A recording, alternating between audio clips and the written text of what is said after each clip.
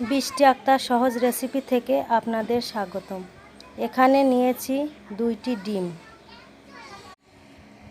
এখন দিয়ে দেব 1 কাপ চিনি। ভালো করে মিশিয়ে নেব। এখন দিয়ে দেব 1 কাপ ময়দা। আবার বিট করে নেব। মেশানো শেষ। এখন দেব 1/2 কাপ সয়াবিন তেল। এখন দেব 1/2 চামচ বেকিং পাউডার ও তার চেয়ে একটু কম বেকিং সোডা। আবার ভালো করে মিশিয়ে নেব। আমার ব্যাটারটা বেশি ঘন হয়ে গিয়েছে।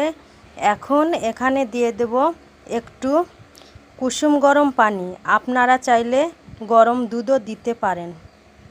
আবার একটু মিশিয়ে নেব। এই যে দেখুন, ব্যাটারটা এমন হতে হবে।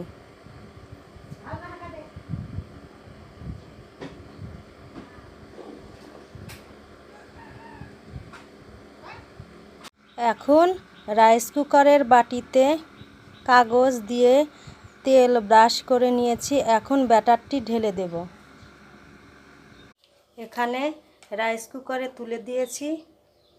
উপরের কাচের বাটির যে ফুটো সেটা বন্ধ করে দিতে হবে।